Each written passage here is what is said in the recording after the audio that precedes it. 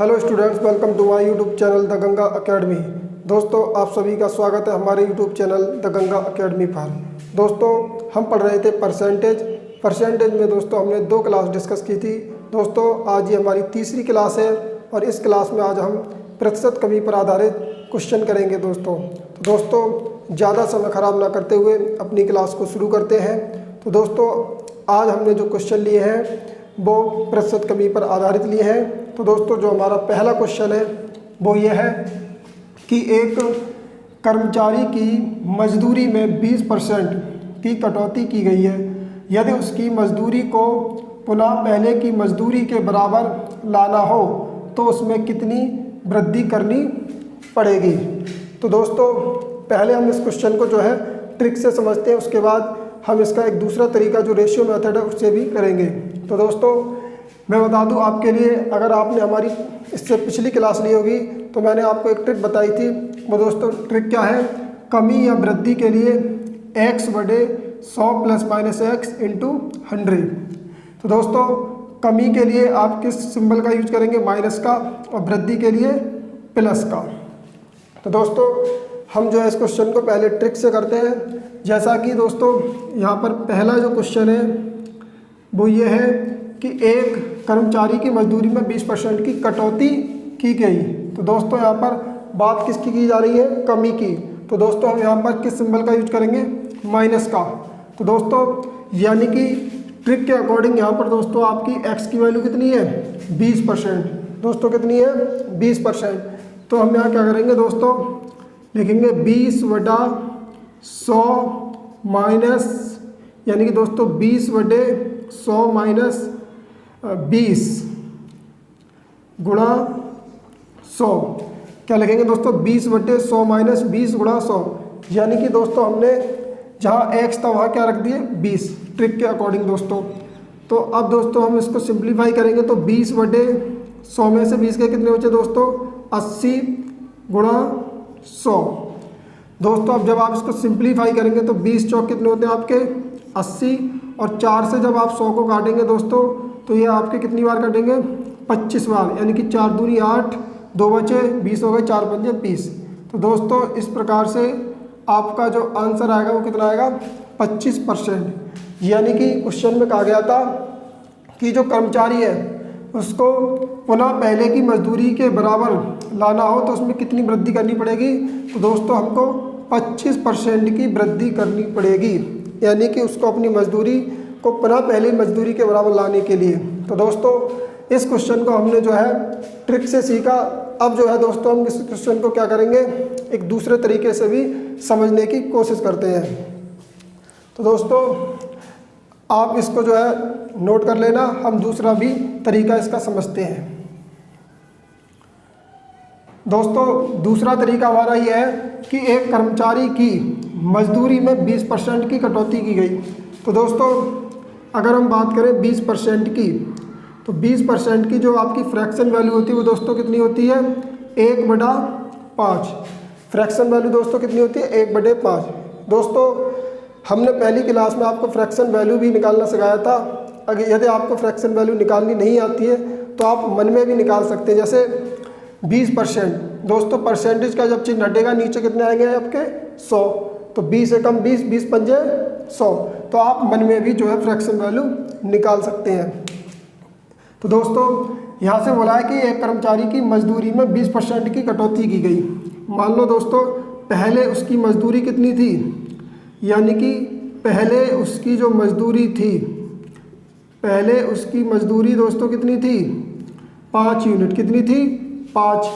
जिसके बाद उसकी जो कटौती की गई है उसकी मजदूरी में कितनी कटौती की गई है दोस्तों, तो आप कहेंगे 1 की। कितनी कटौती की गई है दोस्तों, 1 की। यानी कि उसकी पहले मजदूरी 5 यूनिट थी जिसमें 1 की कटौती कर दी। तो दोस्तों अब उसकी मजदूरी कितनी बची, 4। तो यहाँ से आपका जो रेशियो आ जाएगा 5:4। दोस्तों ये उसकी जो मजदूरी है, ये मजदूरी दोस्तों उसकी क्या, कौन सी है, पहले वाली मजदूरी। कौन सी मजदूरी है, पहले। और ये दोस्तों उसकी कौन सी है, नई मजदूरी। दोस्तों कौन सी मजदूरी है, नई। अब जरा क्वेश्चन को ध्यान से देखें दोस्तों। तो क्वेश्चन में बोला है यदि उसकी मजदूरी को पुनः पहले की मजदूरी के बराबर लाना हो तो उसमें कितनी वृद्धि करनी पड़ेगी। तो दोस्तों पहले उसकी मजदूरी थी कितनी 5 यूनिट, अब घट के कितनी होगी दोस्तों 4 यूनिट। कितनी होगी दोस्तों 4।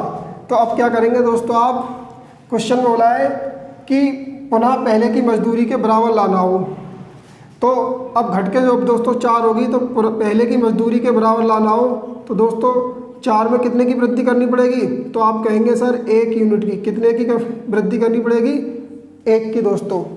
अब जब आप 1 की वृद्धि करेंगे तो दोस्तों अभी आप 1 की जो वृद्धि कर रहे हैं किस में कर रहे हैं 4 में दोस्तों। किस में कर रहे हैं 4 में। तो बट्टे कितने में, बट्टे में कितने आएंगे दोस्तों आपके 4 और गुणा 100। अब जब 4 से सिंप्लीफाई करेंगे दोस्तों तो 4 दूनी 8, 4 पंजे 20। तो इस तरीके से भी आप जो है इसका आंसर निकाल सकते हैं। तो दोस्तों इसका सही आंसर क्या होगा 25%। आशा करता हूँ दोस्तों ये क्वेश्चन आपको समझ में आया होगा। दोस्तों हमारा जो अगला क्वेश्चन है वो है क्वेश्चन नंबर 2, जिसमें कहा है ए का वेतन बी के वेतन से 33 सही 1/3% कम है, तदनुसार बी का वेतन ए के वेतन से कितने प्रतिशत अधिक है। तो दोस्तों हमने जो है आपको 2 तरीके बताए। अगर दोस्तों आप इस क्वेश्चन को ट्रिक से करेंगे, कैसे करेंगे ट्रिक से, तो दोस्तों आपको जो है 100 में माइनस करने में यानी कि कमी करने में दिक्कत होगी, क्योंकि 33 सही 1/3% को जब आप 100 में से माइनस करेंगे तो घटाने में यानी कैलकुलेशन करने में दिक्कत होगी। इसलिए इस क्वेश्चन को हम दोस्तों क्या करेंगे दूसरे तरीके से यानी कि रेशियो मेथड से समझते हैं। जैसे 33 सही 1/3% यानी कि दोस्तों 33 सही 1/3% की जो फ्रैक्शन वैल्यू होगी दोस्तों वो कितनी होगी आपकी 1/3 होगी दोस्तों। कितनी होगी 1/3 यानी कि 1/3 होगी। तो दोस्तों ये आपका जो है 3 यूनिट क्या है बी का वेतन है। कितना है बी का वेतन। दोस्तों यदि आपको फ्रैक्शन वैल्यू निकालना नहीं आता तो दोस्तों हमने आपको पहली क्लास में फ्रैक्शन वैल्यू जो है डिस्कस की थी, या फ्रैक्शन वैल्यू को आप जो है दोस्तों ऐसे भी निकाल सकते हैं। जैसे 33 सही 1/3%, तो आप जब 3 की 33 में मल्टीप्लाई करेंगे तो 3 की 33 में करेंगे यानी 33 या 99 और 100/3%। तो दोस्तों परसेंटेज का जब चिन्ह हटेगा नीचे 100 आएंगे और 100 से 100 कट जाएंगे तो इसकी जो फ्रैक्शन वैल्यू आएगी दोस्तों कितनी आएगी 1/3। दोस्तों आप जो है फ्रैक्शन वैल्यू मन में भी कैलकुलेट कर सकते हैं, यानी कि 33 सही 1/3% की फ्रैक्शन वैल्यू दोस्तों कितनी 1/3। उसके बाद ये जो एक कम है, ये 1 यूनिट जो कम है ये दोस्तों किसका वेतन कम है ए का, क्योंकि बी का वेतन दोस्तों कितना है 3 यूनिट, जिसमें ए का वेतन बी के वेतन से 1 यूनिट कम है। दोस्तों कितना कम है 1। तो दोस्तों हम यहाँ से ए और बी का वेतन जो है लिख लेते हैं। बी का वेतन दोस्तों कितना है 3 और ए का वेतन 1 यूनिट कम है 3 में, तो 3 में 1 कम हो गया दोस्तों कितना हो गया 2। तो यहाँ से दोस्तों ए और बी का जो वेतन आया वो कितना आया 2:3। कितना आया दोस्तों 2:3।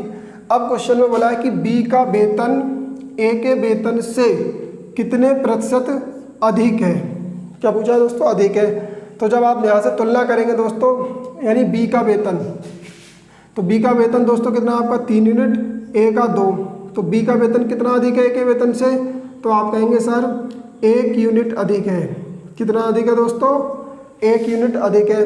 जब 1 अधिक है तो दोस्तों अब बात आती है हम यहाँ बट्टे में 2 को लिखें या 3 को। तो दोस्तों यहाँ बोला कि बी का वेतन ए के वेतन से यानी ए के वेतन से, तो दोस्तों जिससे तुलना की जा रही है बट्टे में वो संख्या लिखेंगे, यानी कि किससे तुलना हो रही है ए के वेतन से, क्योंकि बी के बारे में पूछा है। तो यानी कि ए का वेतन कितना है 2, तो यहाँ कितना लिखेंगे हम बट्टे में दोस्तों 2, तो 2 लिखेंगे और गुणा दोस्तों 100, क्योंकि हम क्या निकाल रहे हैं परसेंटेज में। जब 2 से आप 100 को डिवाइड करेंगे तो ये 50 बार कटेगा। कितनी बार कटेगा दोस्तों 50 बार। तो ये आपका आ जाएगा दोस्तों 50%, यानी कि बी का वेतन ए के वेतन से कितने प्रतिशत अधिक होगा दोस्तों 50%। दोस्तों इस तरीके से हमने दूसरा क्वेश्चन समझा। हम दोस्तों अगले क्वेश्चन की तरफ चलते हैं, यानी कि जो कि क्वेश्चन नंबर हमारा 3 है। दोस्तों बने रहिए हमारे साथ। आपको जो है हम पूरी कोशिश करेंगे क्वेश्चन को अच्छे तरीके से समझाने की। हमारी यही आशा है कि आप अच्छे बेहतर तरीके से समझें। दोस्तों क्वेश्चन नंबर जो हमारा तीसरा है वो दोस्तों ये है कि एक वस्तु की कीमत, यानी एक वस्तु की कीमत 10% घटा दी जाती है। कितनी घटा दी जाती है दोस्तों? 10%। इसे मूल कीमत, यानी कि मूल कीमत पर लाने के लिए नई कीमत में कितने प्रतिशत की वृद्धि की जाएगी? तो दोस्तों इसमें जो है आप ट्रिक का यूज कर सकते हैं। तो दोस्तों हम इसमें जो है पहले इस क्वेश्चन को हम ट्रिक से सॉल्व करेंगे। तो यहाँ पर दोस्तों किसकी बात की गई है? घटा दी जाती है, यानी उसकी जो वस्तु की कीमत है वो दोस्तों क्या कर दी जाती है? घटा दी जाती है। तो दोस्तों यहाँ पर आप जब ट्रिक का यूज करेंगे तो कमी की जा रही है, यानी कि तो यहाँ पर दो चिन्ह दोस्तों आपके प्लस और माइनस का, क्योंकि क्वेश्चन में बात की गई है कमी की। तो यहाँ लिखेंगे दोस्तों आप 10 ट्रिक के अकॉर्डिंग 10/100 और माइनस 10 गुणा 100। दोस्तों यहाँ x है, यहाँ x है, तो हमने क्या किया? x की जगह कितने लिख दिए? 10। दोस्तों x की जगह कितने लिख दिए? 10, क्योंकि x की वैल्यू कितनी है क्वेश्चन के अकॉर्डिंग? 10।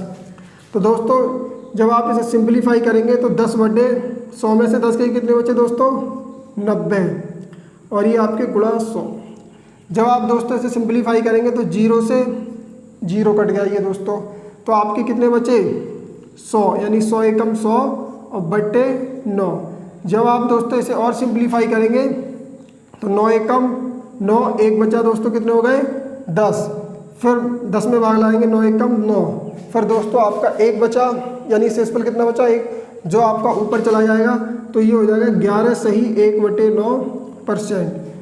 तो दोस्तों हमने यहाँ जो है ट्रिक का यूज करके इस क्वेश्चन को भी सॉल्व किया, जो कितना आया? 11 सही 1/9%, यानी कितने प्रतिशत की वृद्धि करनी पड़ेगी मूल कीमत पर लाने के लिए?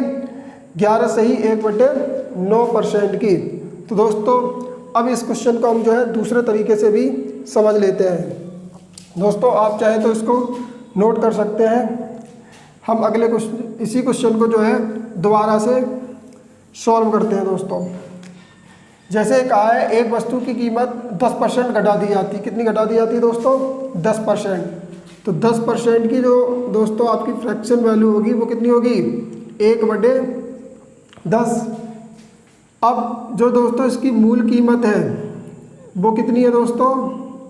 आप कहेंगे सर 10 यूनिट। मूल कीमत कितनी है दोस्तों? 10 यूनिट। अब कितनी घट गई 10 में? तो आप कहेंगे 1 यूनिट घट गई। कितनी घट गई दोस्तों? 1। जब दोस्तों 10 में 1 यूनिट घट गई तो यहाँ से हम लिखेंगे मूल कीमत। क्या लिखेंगे? मूल कीमत। और ये दोस्तों आपकी कौन सी है? नई कीमत। तो दोस्तों मूल कीमत कितनी है आपकी? 10। अब 10 में आपने 1 की कमी कर दी। कितने की कमी कर दी दोस्तों? 1 की। तो जब आपने 10 में 1 की कमी कर दी तो नई कीमत कितनी होगी आपकी? 9 यूनिट। कितनी होगी दोस्तों? 9। तो क्वेश्चन में बोला है कि इसे मूल कीमत पर लाने के लिए नई कीमत में कितने प्रतिशत की वृद्धि की जाएगी? अब दोस्तों मूल कीमत थी आपकी 10 यूनिट, नई कीमत कितनी होगी? 9। अब इसको जब आप मूल कीमत में लाएंगे, किस में लाएंगे? मूल कीमत में। तो दोस्तों आपको कितनी वृद्धि करनी पड़ेगी? तो आप कहेंगे सर 1 यूनिट की वृद्धि करनी पड़ेगी। दोस्तों कितने की वृद्धि करनी पड़ेगी? 1 यूनिट की।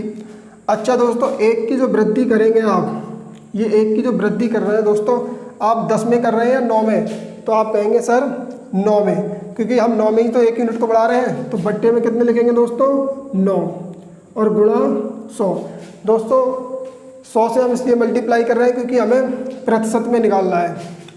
जब आप इसको सिंप्लीफाई करेंगे तो 100 एकम 100, 100/9 और इसे सिंप्लीफाई करेंगे तो ये आ जाएगा आपका 11 सही 1/9%। जब आप 9 से भाग लाएंगे दोस्तों 100 में तो कितना आएगा? 11 सही 1/9%। दोस्तों हम आशा करते हैं ये क्वेश्चन आपको समझ में आ रहे होंगे। इसी प्रकार से हमारा लास्ट और अंतिम जो क्वेश्चन है दोस्तों वो क्वेश्चन नंबर 4 है। इसको भी जो है हम जल्दी से सॉल्व कर लेते हैं। तो दोस्तों बने रहिए हमारे साथ, हम आपको जो है पूरी कोशिश करेंगे अच्छे से अच्छे तरीके से समझाने की। दोस्तों अगला जो हमारा क्वेश्चन है वो क्वेश्चन नंबर है 4। कौन सा दोस्तों? क्वेश्चन नंबर 4, जिसमें कहा है चीनी का मूल्य 20% घट गया, ज्ञात कीजिए उपभोक्ता पहले जितने व्यय में कितने प्रतिशत चीनी अधिक प्राप्त करेगा। दोस्तों अगर मान लीजिए चीनी का मूल्य 20% घट गया तो जो उपभोक्ता है वो पहले जितने व्यय में, यानी उसका खर्चा जो है, जो रुपए वो पहले खर्च कर रहा था उतने ही रुपए में कितनी चीनी अधिक खरीदेगा।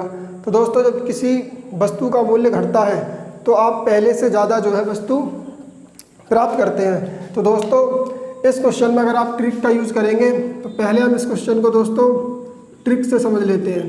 ट्रिक के अकॉर्डिंग दोस्तों यहाँ पर बात की जा रही है किसकी, यानी कि चीनी का मूल्य 20% घट गया। तो दोस्तों कमी के लिए किसका यूज करते हैं हम? माइनस का। किसका? माइनस का। तो दोस्तों ये हो जाएगा आपका 20/100 माइनस 20 गुणा 100। तो ये दोस्तों आपका 20/100 में से 20 के कितने बचे? 80 गुणा 100। अब दोस्तों आपको इसको सिंप्लीफाई करना है। तो 20 से जब 80 को काटेंगे 4 बार, 20 चौक 80, और 4 से 100 बार आपके कितनी बार कटेंगे? 25 बार, क्योंकि 4 दूनी 8, 2 बचे, 4 पंजे 20। तो ये दोस्तों आपका आ जाएगा 25%, यानी कि जो उपभोक्ता है वो उतने ही रुपए में, यानी उतने ही व्यय में कितने प्रतिशत अधिक चीनी प्राप्त करेगा? 25% प्राप्त करेगा। दोस्तों अब जो है हम इस क्वेश्चन को दूसरे तरीके से भी समझने की कोशिश करते हैं। दोस्तों इन क्वेश्चन को जो है आप अपनी नोटबुक में नोट कर लेना, क्योंकि जब हम किसी चीज़ को नोट करते हैं, जब बाद में रिवीजन करते हैं, तो यही चीज़ें हमारे काम में आती हैं।